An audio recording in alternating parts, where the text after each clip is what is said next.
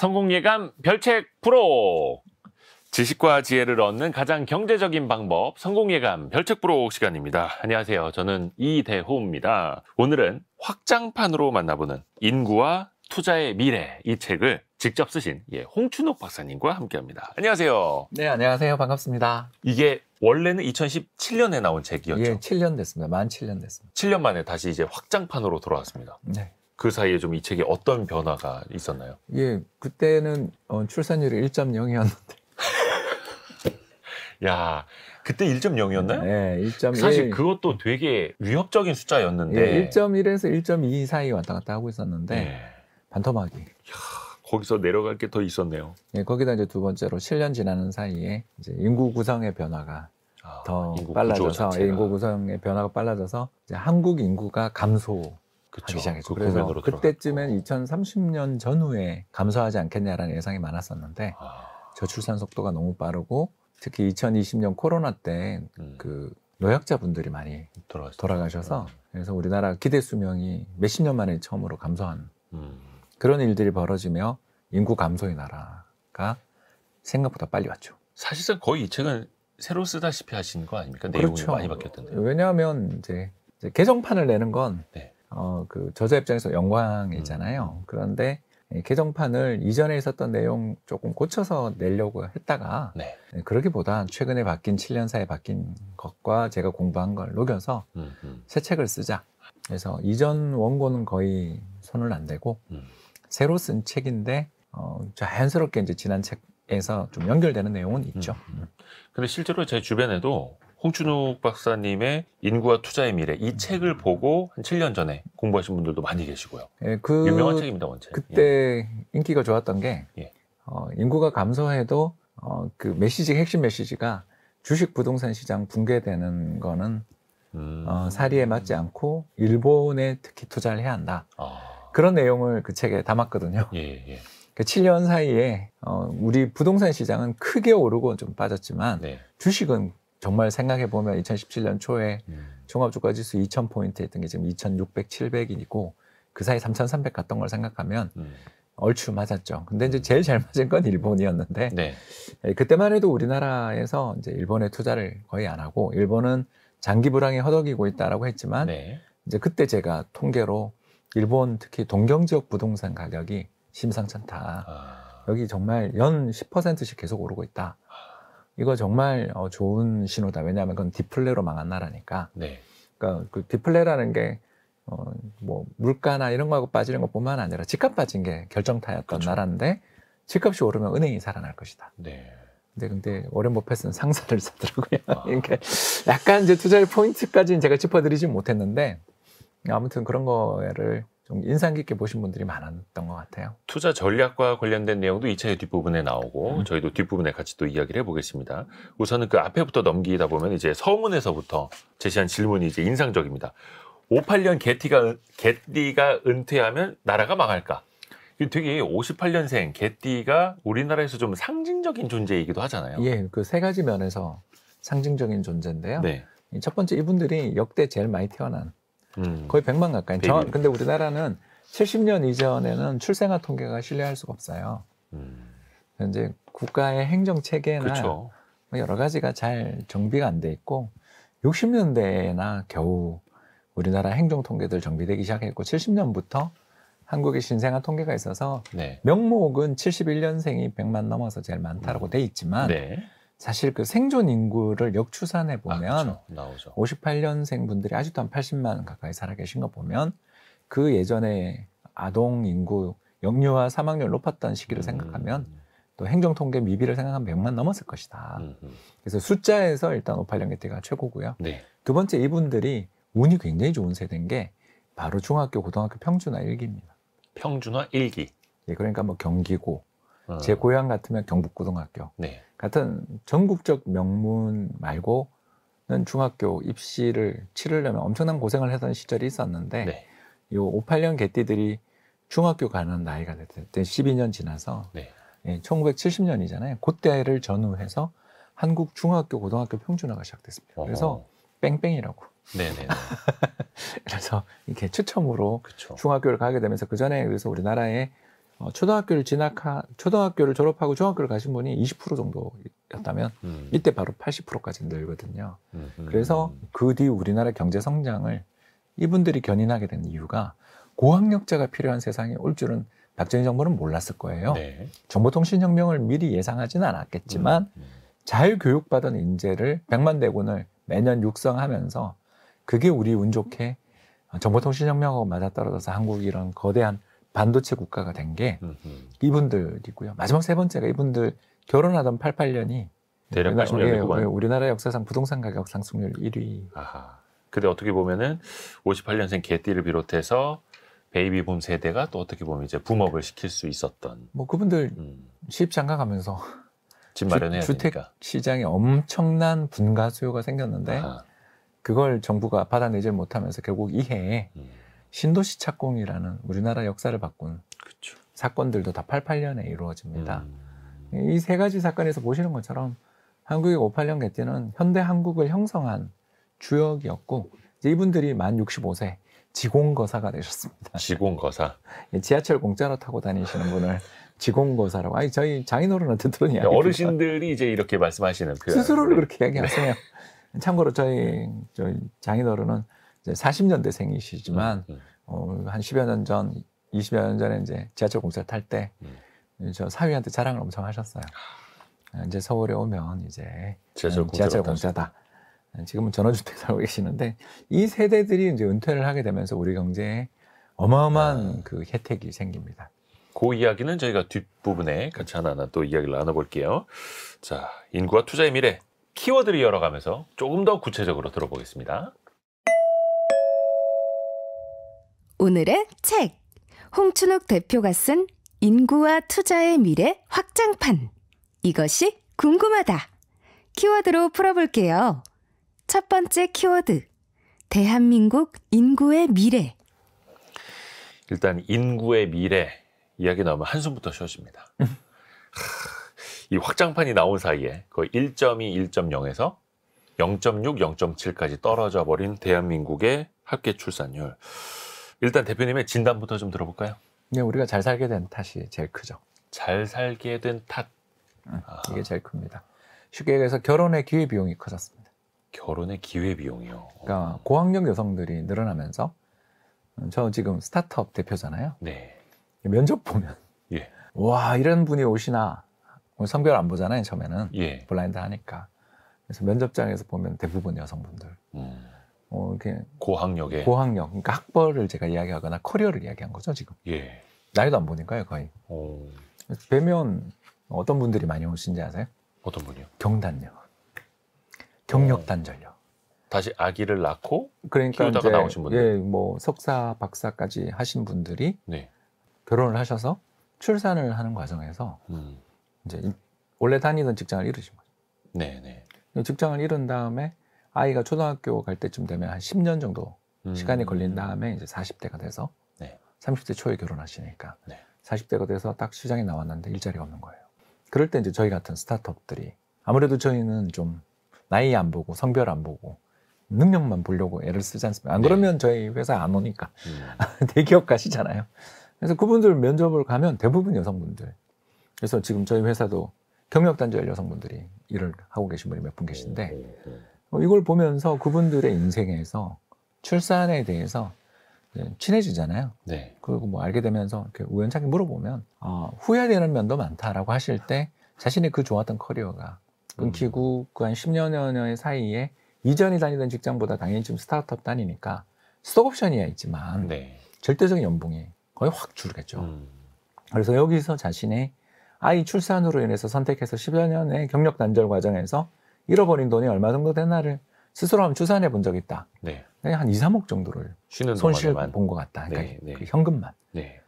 이걸 말씀을 드리면 다들 이해하시는 분이 많을 거예요. 그래서 이제 어떤 생각들을 하시게 되냐면 커리어를 다 잡아놓고 나는 그런 일을 겪지 않겠다고 생각해서 결혼을 늦게 하시죠, 요새 다. 네. 근데 이제 문제가 뭐냐면 그러니까 나이가 들면 들수록 불임의 리스크가 생기고 두 번째는 아까 말씀드린 것처럼 뭐 굳이 해야 되나.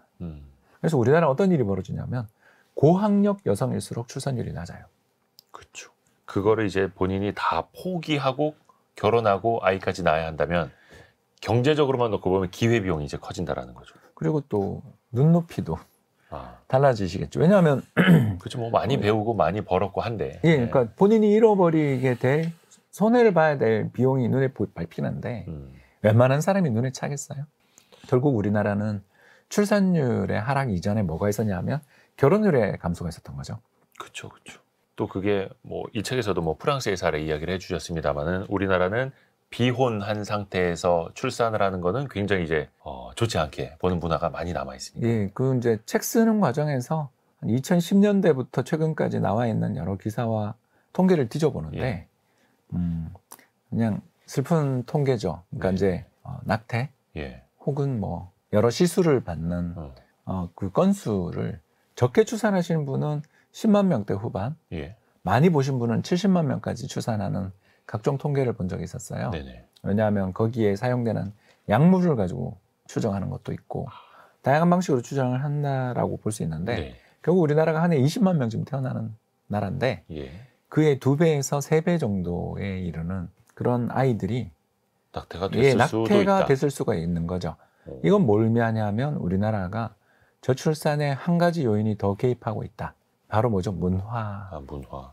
그러니까 이제 사생아라든가 애비 없는 자식 같은 멸칭스러운 이야기를 하는데 이제 이 대목에서 조금 이야기하고 싶은 게 저는 결혼은 얼마 전 나온 통계도 나왔습니다만 책을 쓴 다음에 통계가 나왔는데 부유한 집일수록 아이가 많다라는 이야기 보셨을 겁니다.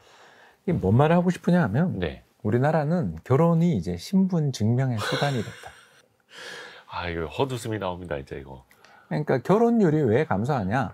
첫 번째는 여성의 경제적 지위들이 올라가면서 기회비용이 커진 게 있었다면 두 번째가 결혼 그거 안 하면 어때? 사랑하는 사람과 아이 놓고 살다가 또 안 맞으면 이혼하면 되고 별거 하면 되잖아요. 우리 결혼한 사람들도 그렇게 이혼 별거 많은데 왜 굳이 결혼이라는 그 낡아버린 제도에 우리 모두를 집어넣고 거기에 들어가지 않으면 너는 실패한 거고 만약 거기서 아이가 나면 그 아이는 사생아 이런 식의 사회의 문제들을 느끼는 거고 그 결과가 어마어마한 수십만 건의 낙태로 연결되는 거잖아요. 이제 사회문화적으로. 그렇죠. 이 문제를 해결할 방법이 뭐가 있나? 이 책에 이제 대안을 쓰게 됐지만 저는 핵심은 돈이다. 자, 돈이다. 왜 그러냐? 이 낙태를 경험했거나 또는 비혼 상황에서 동거로 살아가고 계신 분들을 대상으로 한 정례 그 설문조사가 있습니다. 전 또 이 덕에 각종 여성 관련돼 있는 단체와 연구소 자료들을 엄청 읽게 됐는데 그 대부분의 그걸 결심하게 된 이유가 뭐냐라고 물으면 경제적 이유가 압도적이에요. 그게 무슨 말이냐면 아예 혼자 데리고 나 사는 거 문제 없어요 라고 생각하시는 분이 우리나라에 엄청 늘었어요. 당장 사유리 씨가 떠오르지만 그렇죠. 근데 왜 그분들이 그 선택을 못하느냐 하면 바로 기회비용 문제였던 거죠. 지금 방금 이야기한. 결국 고학력 여성들은 자신의 높은 연봉 때문이라면 또는 상대적으로 저소득 또는 저학력 여성들 입장에서는 직접적 경제적 고난 또는 생존의 문제 때문에 출산을 접었단 말이에요. 자, 그분들에게 줄 돈이 우리나라는 너무너무 많거든요. 왜? 많다고요? 예, 우리나라가 부자거든요. 이게 우리나라의 행운이죠. 그러니까 1인당 국민소득 10,000불도 안 되는 나라 시절에 이걸 겪었으면 돈이 없을 거예요. 그러나 구매력 기준 우리나라가 한 5만 불 정도 되는 고소득 국가고 왜 이걸 제가 느끼시냐면 일본 한번 여행 가보시라. 갑자기 부자 된 것 같잖아요. 요즘은 그렇죠. 예, 그러니까 그만큼 우리나라가 잘 사는 거예요. 그 물가를 보정해서 보면 이 상황에서 우리나라는 어마어마한 예산을 가지고 있고 그 예산 일반 예산의 20% 넘는 걸 모두 교육 예산으로 배정하게 돼 있어요. 법이. 자, 그러면 그게 100조 정도 가까이 됩니다. 그런데 학령 인구는 반토막 3분의 1 토막이 나는데 그 예산은 우리 경제가 성장할수록 계속 늘고 있어요. 자, 그렇다면 그 중에 20조만 전용하자. 이 실제로 그 기금으로 쌓여 있는 게 20조입니다. 돈 안 쓰고 남아 있는 게 20조입니다. 뭐 지방교육재정 뭐 예, 거기에.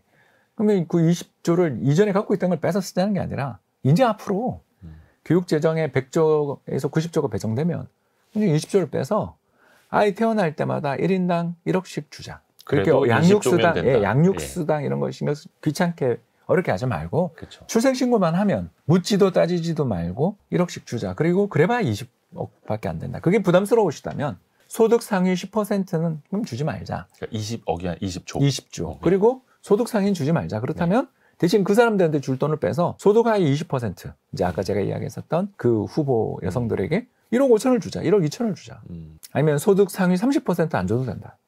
왜냐하면 거기는 부유하니까 결혼을 이미 한 분들은 안 그래도 아이를 낳고 있고 네. 신혼부부 특공 등을 통해서 많은 혜택을 보고 있으니까 자, 이런 식으로 제도를 만들면 굉장히 간편하고 즉각적인 효과를 볼 수 있고 실제로 헝가리라든가 우리나라에서도 몇몇 시군구에서 이런 출산에 관련된 지방자치제에서의 보조금 시행을 통해서 출산율이 튀는 시군구들이 나오고 있다는 건 알고 계실 것입니다. 근데 요게 저도 애를 셋 낳은 사람이어서 좀 발언권은 있습니다만 어디에서 15,000원 할인되고 어디에서 10만 원, 20만 원 나오고 이게 도움은 됩니다만 다 모아서 이게 뭐 애를 하나 더 낳아야겠다라는 마음을 먹는데 전혀 도움이 안 되거든요. 네, 저도 다둥이 카드를 가지고 있는데 공영주차장 할인되는 거 말고 혜택이 뭔가. 근데 이 한 명 낳으면 1억 준다라고 하면 사실 이제 사람의 마음이 움직일 수는 있죠. 근데 이거를 정책을 결정하시는 분들 입장에서는 주는 것까지는 그렇다 치는데 기존에 이쪽 예산이 있던 거를 빼서 아니면 없애서 이쪽으로 전용을 하거나 새로 만든다라는 결정을 왠지 못하는 것 같아요. 그러면 교육세를 줄이고 출생세를 똑같은 비율이잖아요. 특목세 같은 거. 특목세가 뭐 예를 들어서 우리가 지방세도 내고 교육세도 내고 수많은 세금들이 품목이 붙어 있습니다. 출산세라고 붙이면서 그 품목들 아까도 말씀드렸던 것처럼 이 학교가 폐교되고 있는데 벚꽃이 피는 순서로 망하고 있는데 대학들이 망하고 있는데 왜 교육 예산은 그대로인가?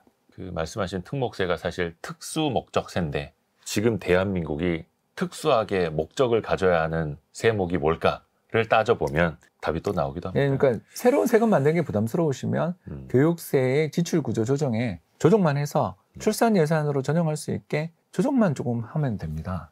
실제로 최근 기재부 장관께서 이미 그 말씀도 하신 적이 있었고요. 그러니까 결단만 내리면 됩니다. 결단. 그러려면 또 이제 국민적인 공감대도 좀 필요하고요. 그래서 이 책을 낸 거죠. 그렇죠. 그래서 또 홍 박사님 이렇게 또 열심히 말씀하시는 거예요. 출산율 쇼크가 왔을 때 이걸 못하면 더 나아가 한 달 뒤 선거인데 그 선거에서 선량들이 지금 경쟁적으로 저출산 대책을 내놓고 있는데 이거 좀 받으면 안 될까? 다 뭐 이거 하겠다 저거 하겠다 하는데 그거 말고 그냥 싹 다 모아서 하나로. 또 뭐 죄송합니다만 지방의 유력자분들한테 이렇게 돌아가는 이상한 수많은 국책 사업들 아시지 않습니까? 사람 한 명 다니지도 않는 그런 사람 한 명 내리지도 않는 고속철도역 몇 개 생각나지 않으십니까? 에휴, 그게 참 어렵습니다. 자, 그러면 이제 다음 키워드도 같이 들어보시죠. 다음 키워드. 인구와 경제의 미래. 인구와 경제의 미래로 가겠습니다. 그러면 아까 58년 개띠 이야기도 하기는 했습니다만 베이비붐 세대의 은퇴가 이제 연속적으로 이어지고 있는데 이게 우리 경제에 어떤 영향을 가져오는지 어떻게 또 우리는 생산성을 높일 수 있는지 이 부분도 같이 좀 이야기 들어볼까요? 네, 제가 봤을 땐 한 3에서 10년 정도. 그러니까 왜냐하면 정확하게 이 시간을 딱 비정하지 못하는 것은 사람들의 은퇴 연령이 점점 늦어지는 경향도 좀 관찰되잖아요. 은퇴 연령이 늦어진다. 그리고 더 나가서 건강 기대 수명도 늘어요. 이게 뭐냐면 행동이 어렵고 병원에 누워 있어야 되는 시간을 뺀 기대 수명을 건강 기대 수명이라고 부르는데 한국이 세계에서 일본과 함께 투톱이잖아요. 그렇죠. 그래서 기대 수명만 느는 게 아니라 건강 수명도 계속 늘고 있는 나라라 정확하게 올해부터 이런 일이 벌어집니다. 아니면 내년입니다. 이렇게 말할 수는 없고 늦어도 3년부터 시작돼서 한 10년 정도 지속될 세 가지 현상을 말씀을 드릴 수가 있을 것 같아요. 첫 번째 현상은 우리나라의 58년 개띠 베이비붐 세대는 부동산에 대한 미련을 버리지 못하실 거다. 왜 그런가 하면 그 앞에 있는 해방 세대 46년 개띠. 우리나라는 다 개띠가 굉장히 중요합니다. 그 다음은 70년 개띠, 그 유명한 70년 개띠고요. 서태지와 아이들이죠. 아니 그 세대, X세대의 선도주자라고 부르는 그 세대들이죠. 그러니까 우리나라 대중음악의 부흥을 일으켰던 X세대들이 70년 개띠부터 시작이잖아요. 그렇게 12년 단위로 끊어지네요. 끊어집니다. 그래서 46년 개띠 분들의 삶의 흐름과 58년 개띠가 그렇게 큰 차이가 있겠는가. 사람이라는 게 문화 속에 연결되니까. 어떤가? 70대 중반이 돼서야 주택 소유율이 줍니다. 그리고 이건 전 세계 공통입니다. 70대 중반이 되면 주택 소유율이 줄어든다고요? 그때는 요양원 들어가니까. 아. 그걸 처분을 안 해? 예, 근데 아주 적게 줄어요. 음. 그러니까 나는 내 집에서 살다 죽고 싶다가 대부분 노인들의 꿈인 거예요. 네. 그러다 보니 우리나라는 주택 소유율 통계를 보면 70대 초반까지 계속 올라갑니다. 자, 이걸 뭘 의미하나? 58년 개때 은퇴한다고 해서 주택 시장에 대규모 매물이 나온다든가 하는 일은 없다. 딴 나라도 그렇고 우리도 그렇다. 그리고 더 나아가서 이분들은 아까도 말씀드린 88년에 대부분 결혼을 하셨는데 그때 우리나라 역사상 최고의 주택가격 상승 랠리를 겪었던 분들입니다. 네. 자, 어떨까요? 예, 부가 많아요. 자산이 많습니다. 그러니까 이 자산을 엄청나게 많이 갖고 계시는 한국에서 가장 부유한 세대, 이 베이비붐 세대들이 주택을 딱 움켜쥐고 또 더 나가서 자기가 더 건강하게 살 수 있다고 느끼시는 분들은 주택을 더 살려들 가능성도 있고 저축도 많다. 따라서 이분들은 자산 시장에 엄청난 잉여 자금 공급군이자 주택의 매수세를 가져올 사람들이다라는 거죠. 네. 두 번째, 자 이제 이분들이 은퇴를 하게 되는데 네. 이제 우리나라 특유의 연공 서열 시스템의 혜택을 보신 분들입니다. 무슨 말이냐면 OECD에서 취직한 1년 차와 30년 차 연봉을 비교하는 통계를 제공해 줍니다. 네. 자, 그럼 우리나라 1년 차와 30년 차 연봉 차이가 얼마일까요? 당연히 엄청나게 날 것 같은데요? 예, 2배 반. 2배 반. 네. 100만 원 대 250만 원 정도. 그게 이제 평균이라는 거죠. 예. 근데 다른 대부분의 선진국은 100만 원과 150만 원입니다. 아, 우리나라가 더 편차가 큰 거네요. 이 일본과 한국만 그렇습니다. 왜 그런가? 연공서열. 예, 연공서열. 그러니까 연차라는 걸 우리는 지금 따지잖아요. 그렇죠. 자, 그런데 AI 혁명이 왔습니다. 어제 그제 어느 시장 뉴스를 보더라도 항상 엔비디아와 AI. 새롭게 나온 인공지능 그런 생성형 AI에 대해서 이야기 안 나오는 날이 없을 정도로 빠지질 않죠. 어마어마한 혁신이 벌어지고 있는데 네. 자, 그렇다면 이 변화와 혁신의 세대에서 자, 30년 직장 생활을 하신 분이 생산성이 높을까요? 지금 대학에서 코딩을 배우고 코파일럿이나 챗GPT에 대해서 다 알고 글 많이 써본 지금 막 사회에 나온 청년의 생산성 중에 어디가 높을까요? 오래 일했다고 생산성이 높아지는 시대는 아니죠, 이제는. 예, 그렇습니다. 예. 그래서 더 나가서 일부 우리나라 자동차 메이커의 전기차 공장 건설 반대에서 본 것처럼 새로운 신기술 도입에 대해서 오히려 반대하는 입장을 보여줍니다. 그러니까 기성세대들 아니면 기존에 이제 기득권을 가졌던 사람들. 그렇죠. 자, 이 문제를 다 종합해 보면 58년 개띠가 그동안 우리나라 경제 성장에 어마어마한 기여를 하셨지만 이분들이 퇴장하시는 게 경제 전체적으로 본다면 더 젊고 생산성이 높고 혁신 역량이 있는 사람들에게 일자리를 열어주는 거 아닌가. 오히려 기성세대가 은퇴를 하고 나면 생산성이 그 젊은 사람들로 인해서 높아질 수 있다. 예, 그리고 세 번째, 예. 기업의 마진은 어떻게 될까요? 인건비가 더 낮아지는 효과가 근데 새로 들어오신 분들은 인건비가 훨씬 낮겠죠. 낮으면서 생산성은 높아요. 아니면 비슷해요. 자, 기업들 입장에서 판관비가 어떻게 될까요? 훨씬 더 세이브가 되죠. 세이브가 되겠죠. 그게 가장 대표적인 산업이 은행업과 자동차업입니다. 기존에 인력 투입이 많았던 것들. 그리고 특히 90년대 초반을 전후해서 예. 이제 80년대 후반부터 90년대 초반 사이에 집중적인 채용이 있었던 양대 업종이죠. 은행은 그때 자본금 규제가 해소되며 신설은행 19개나 되는 은행들이 예. 만들어졌던 거 기억나실 것입니다.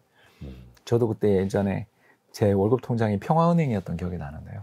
그러니까 외환 위기 직전에 정말 많았었죠, 은행들이. 그리고 두 번째가 자동차. 예. 역시 그때 우리나라 5대 메이커가 자동차 치열하게 회사도 경쟁하면서 마이카 붐이 예. 88년부터 불었죠. 네.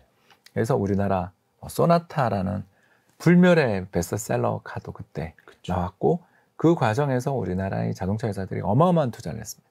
그러다 이제 공급 과잉 문제가 터졌지만 아무튼 그 어마어마한 세대들이 90년대 초중반까지 고용됐고 또 정규직으로 보호받았죠. 그리고 그 후 30년이 지났습니다.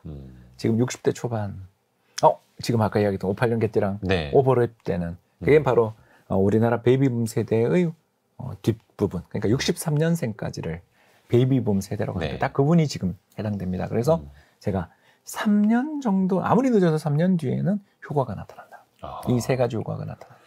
이건 이제 산업적으로 어떻게 보면 이제 생산성이 높아지는 측면, 대한 말씀이고, 근데 이거 구조적으로 보면은 이분들이 은퇴를 하고 뭐 제2의 직업을 또 찾으면 좋겠습니다만, 그렇지 않고 그냥 노년 인구가 더 늘어나는 인구 구조 속에서는 경기가 좀 어떻게 활성화되기는 더 어렵지 않을까요? 그렇죠.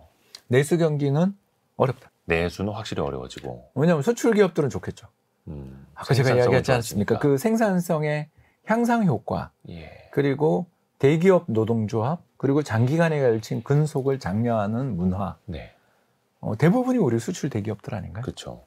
내수 기업들은 그 전에 안타깝지만 많이들 없어지거나 합병도 많았고, 또는 뭐 새롭게 지금 나오고 있는 각종 모바일 쇼핑, 인터넷 쇼핑 속에 판도가 유통시장만 해도 그렇죠. 이미 어마어마하게 바뀌어서 그 시장에는 지금 제가 아까 이야기했었던 근속 연수의 자연적 증가에 따른 소득의 증가를 이야기할 만한 업종이 없죠. 네. 그래서 한마디로 말해서 우리나라 내수 업종은 이미 외환위기 이후 25년째 불황이었던 업종이고, 그게 중국 관광객이 안 오면서 지난 7년 더 힘들었던 거지. 더 힘들었죠. 이게 뭐 달라졌겠냐? 그러면 결국 은퇴하신 분들이 소비를 줄이실 거라는 건 알고 있고, 또 이분들이 더 집을 키워가려는 생각을 갖고 있다고 제가 이야기했잖아요.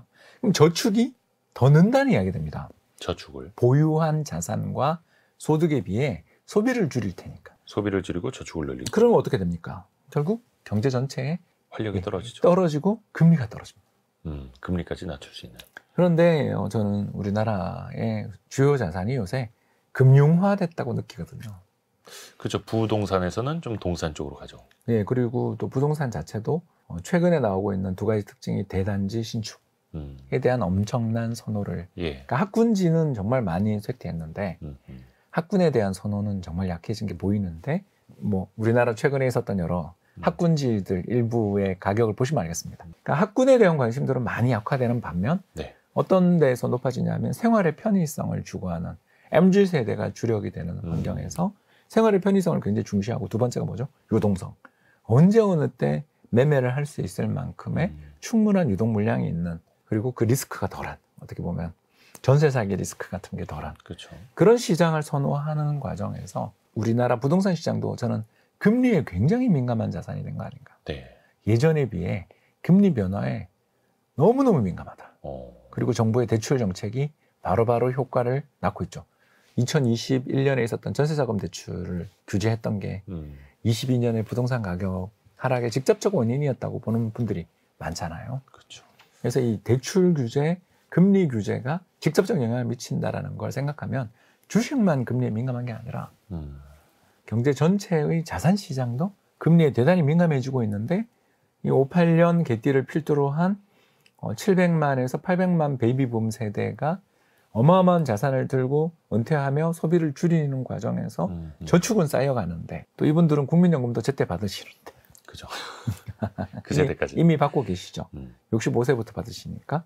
이걸 보면 이분들의 저축, 이분들의 자금력이 어디 가지 않는데 시장 금리가 오를 수 있을까? 그래서 대표적인 제가 의문이 뭐냐면, 왜 지난 2년 사이에 미국보다 한국 금리가 낮은가?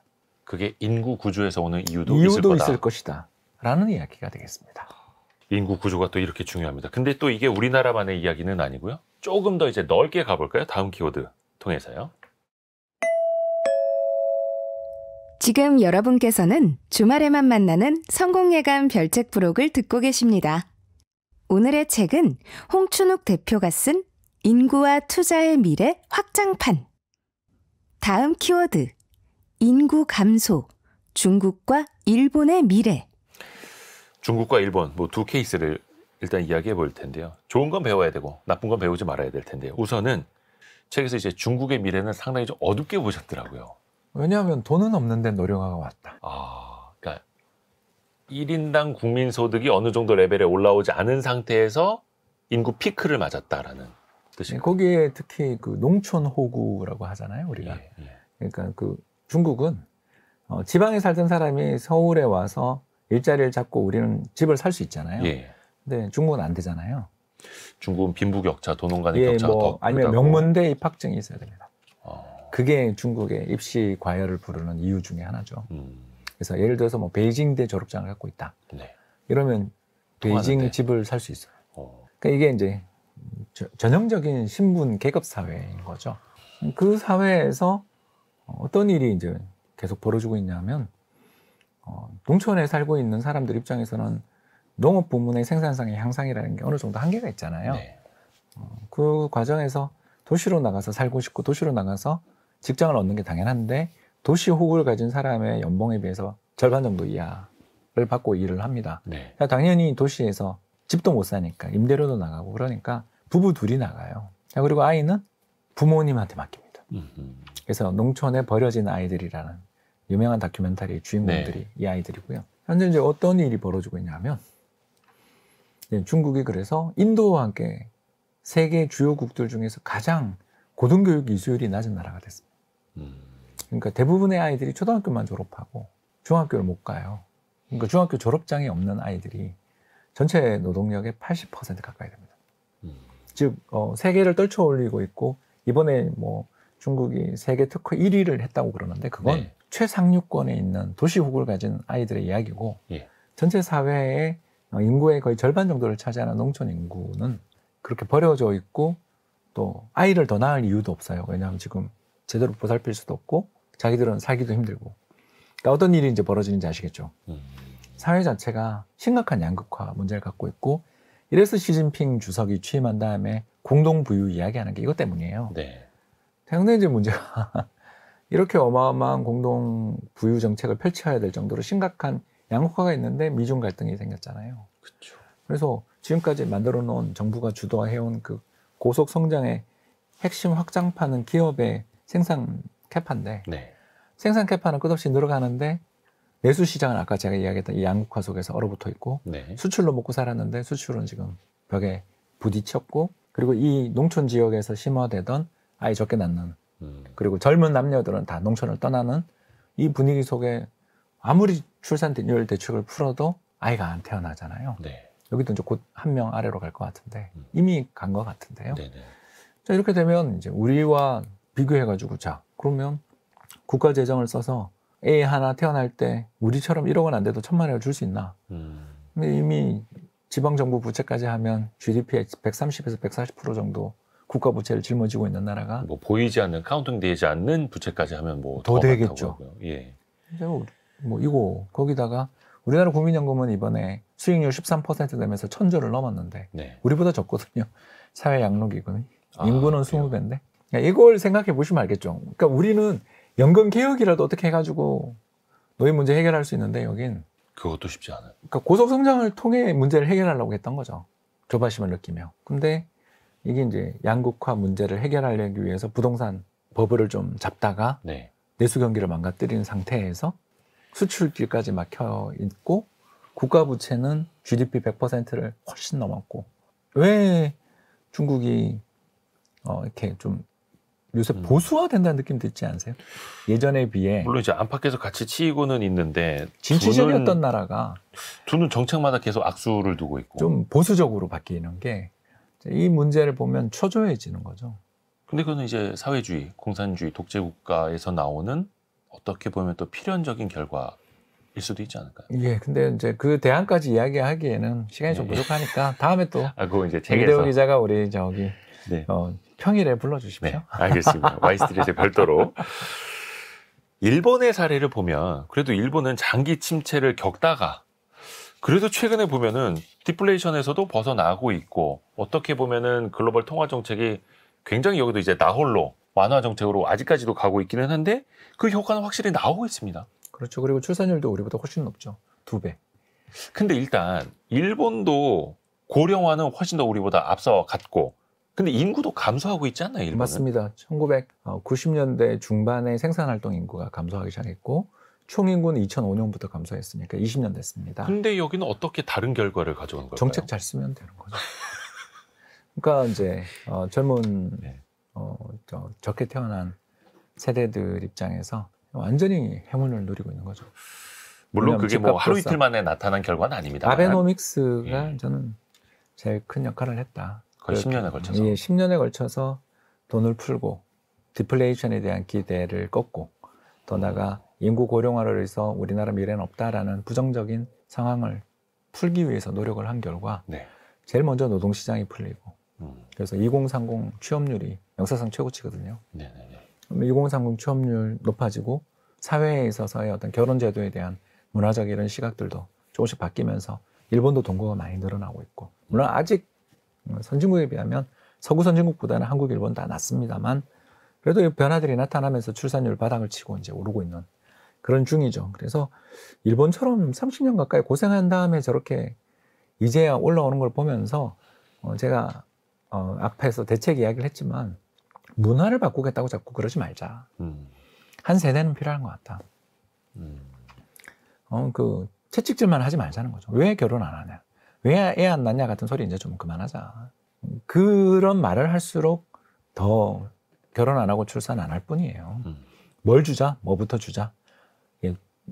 일본은 미래에 대한 희망, 네. 그죠? 3가지 화살 이러면서 희망을 만들어서 출산율을 복구했고, 우리는 희망을 주는 데는 지금 정치권이 힘들어하니까 돈부터 주자 일단. 그러면 희망이 생기잖아요. 네. 돈이 계속 지급될 거라는 기대가 나오면 희망이 생길 거 아닙니까? 이 정책이 한번 또 이런 복지 정책은요, 파퓰리즘이 이제 여기서 기생하긴 합니다만 한번 시행되면 그 중단하기가 굉장히 어려운 거 아시죠? 네, 그렇죠. 그래서 저는 이 정책은 어떤 정부지라도 이번 현 정부든 다음 정부든 빨리 해서 이 추세를 만들어 놓고 그 다음에 다른 데서 세금 거둘 걱정을 하자.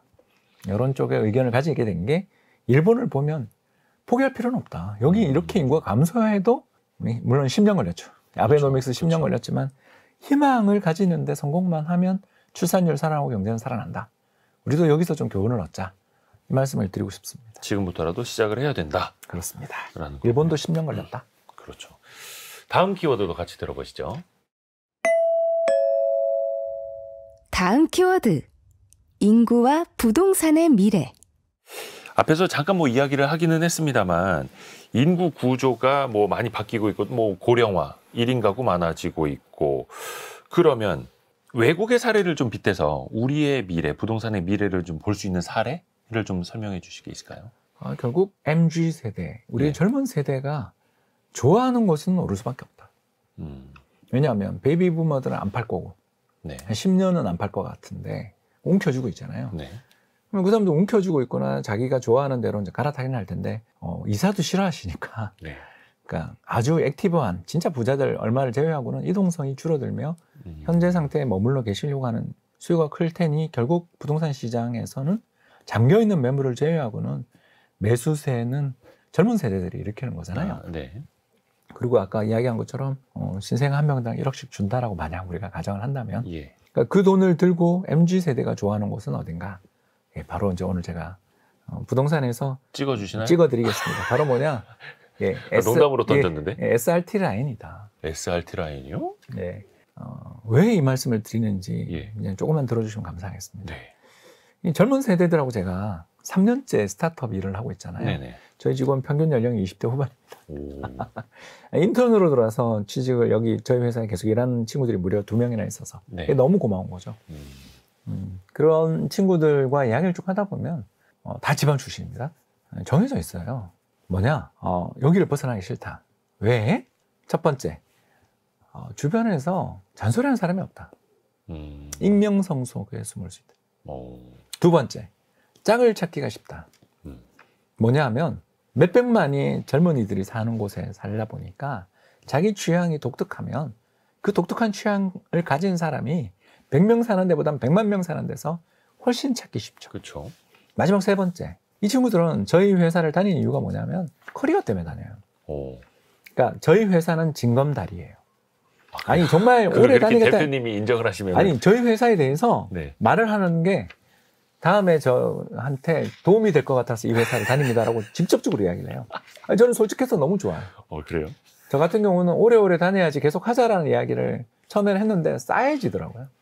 프리즘 투자자문 다니는 거는 다른 은행이나 증권사 가기 위함이에요라고 얘기하면, 아니면 또 창업을 위한 마음에... 위한 경험을 쌓는 곳이에요. 되게 달라요, 우리랑. 이야. 그러니까 저도 직장 많이 옮긴 사람이지만 장기 근속을 바라는 꼰대들의 생각에서는 저도 꼰대잖아요.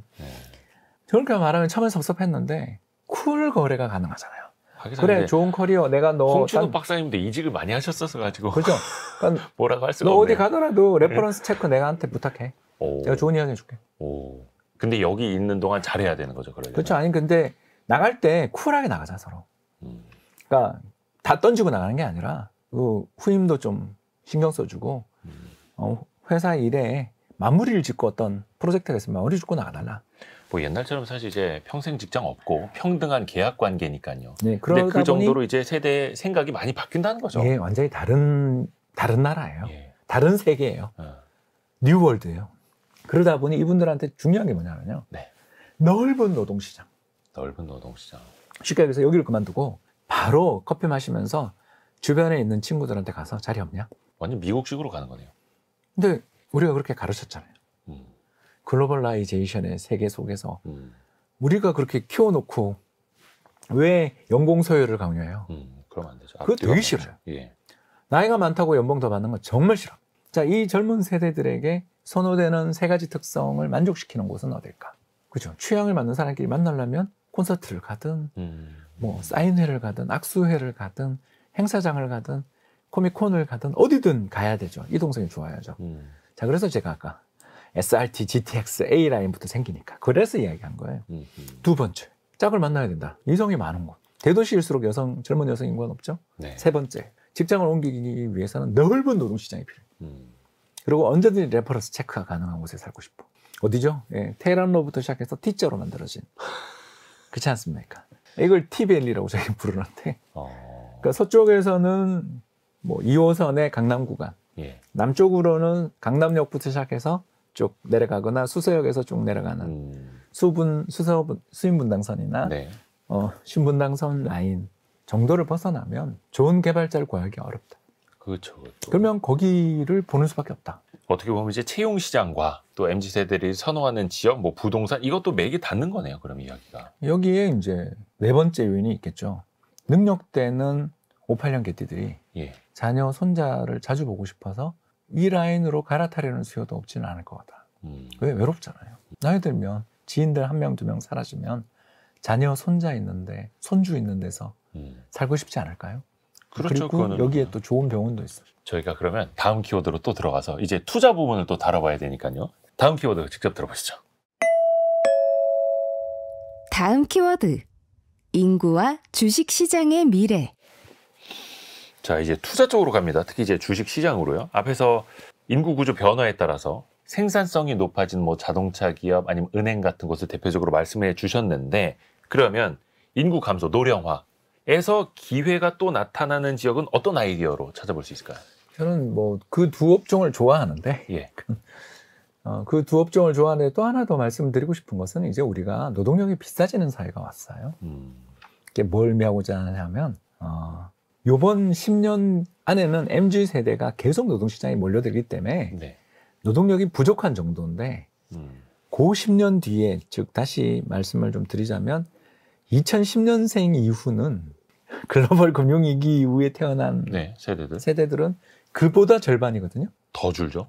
20만, 30만, 40만이 고착화돼 있죠. 거의 이제 일본처럼 완전 고용되는 거죠. 그렇죠. 완전 고용될 때 어떤 일이 벌어질까요? 기업들 입장에서는 자, 앞으로 3에서 10년 동안 굉장히 좋은 10년이 와요. 왜냐하면 AI 혁명에 잘 적응할 젊은 세대들을 탁탁 채용할 수 있는 일자리가, 빈 일자리가 생겼고, 네. 생산성도 향상시키고, 그리고 판관비가 줄면서 마진도 높아져요. 자, 이걸 그냥 그대로 내버려 둔 회사는 투자하면 안 되겠죠. 어떤 회사를 투자해야 되냐면, 이 좋은 시절에 적극적으로 연구개발을 엄청나게 투자하고 인간을 대체할 AI와 로봇에 대한 투자를 엄청나게 하는 회사들이 다음 10년의 수혜자가 되겠죠. 그때는 정말 노동력이 지금 노동력의 3분의 1 절반으로 줄어들게 될 때 인건비가 엄청나게 뛸 거예요. 더 좋겠죠. 많은 임금을 줘야지 사람 뽑을 수 있으니까. 아니면 예. 뭐 그때 돼서는 이제 AI가 잘 돼서 해외에서 영어를 우리가 바로 실시간으로 통역해주는 귀에 이어폰을 달고 있을 수도 있겠지만 아무튼 그 모든 건 투자죠. 네. 그걸 해내지 못한 회사는 도태될 겁니다. 결국 저는 성장주의 시대는 계속된다.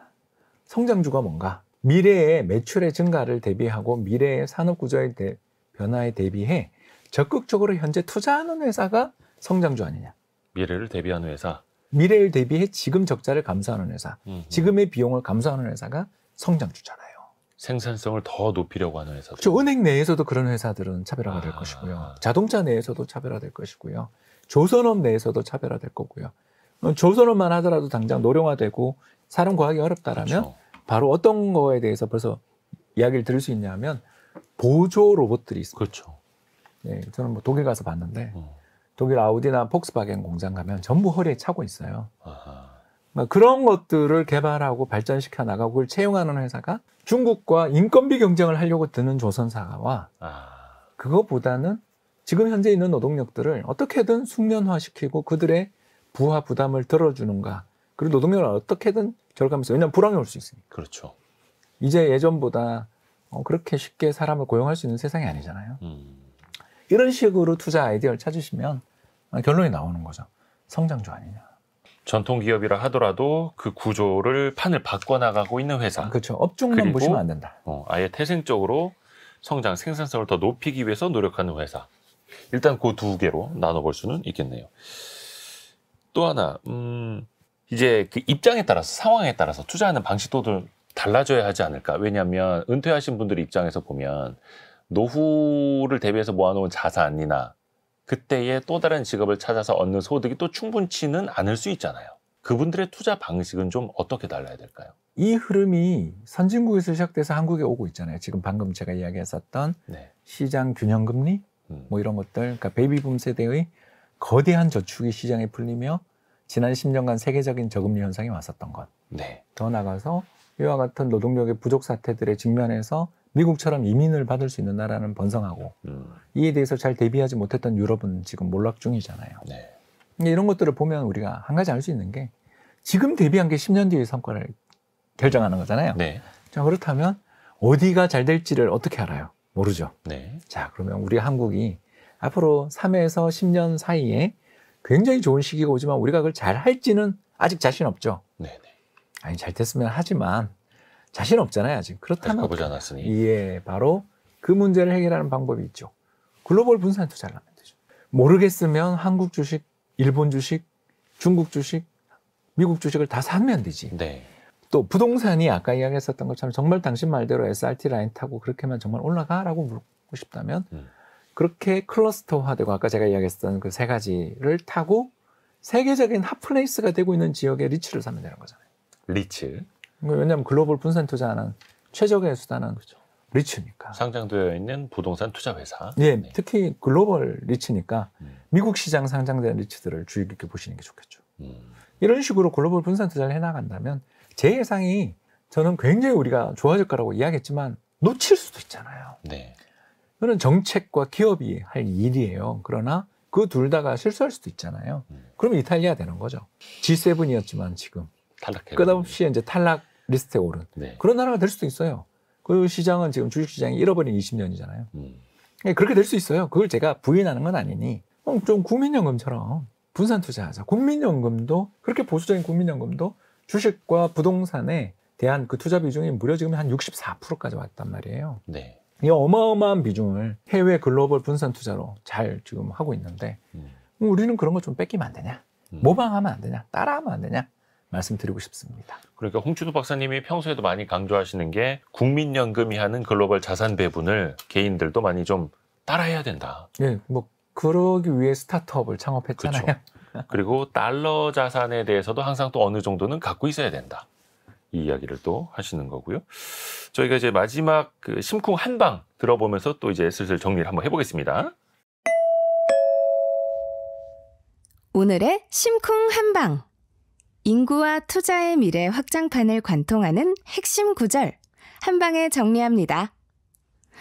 어떤 이들은 베이비붐 세대의 은퇴가 경제에 큰 충격을 미칠 것이라고 이야기하는데 저는 의견이 다릅니다. 적어도 10년 정도는 58년 개띠의 은퇴가 경제는 물론 자산시장 전반에 훈풍을 불어넣으리라 생각합니다. 무엇보다 젊은 세대의 일자리가 크게 늘어나는 한편 연공서열 시스템을 채택한 기업의 비용 구조를 크게 개선할 가능성이 높은 데다 58년 개띠의 거대한 자산이 경제 전반에 강한 금리 하락 압력을 넣을 것으로 예상하기 때문입니다. 앞에서 말씀해 주신 내용을 총정리하는 심쿵 한방 이야기가 됐습니다. 사실 인구 구조의 변화, 이게 뭐 하루아침에 되는 것도 아니고요. 또 큰 변화 속에서 우리가 어찌 보면은 당장 빠르게 변해야 될 필요성도 못 느끼고 있었을 수도 있고요. 끓는 냄비 속의 개구리처럼요. 하지만 지금이라도 늦었으니 지금이라도 움직여야 된다는 생각으로 우리가 좀 받아들이고 또 변화를 해봐야 되겠습니다. 오늘 프리즘 투자자문 홍춘옥 대표와 함께 인구와 투자의 미래, 그 확장판, 이 새 책을 함께 읽어봤습니다.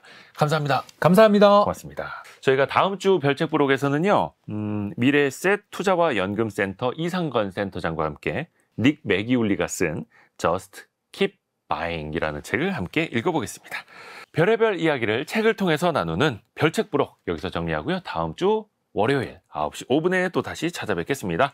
성공 예감은 오늘도 여러분을 응원합니다.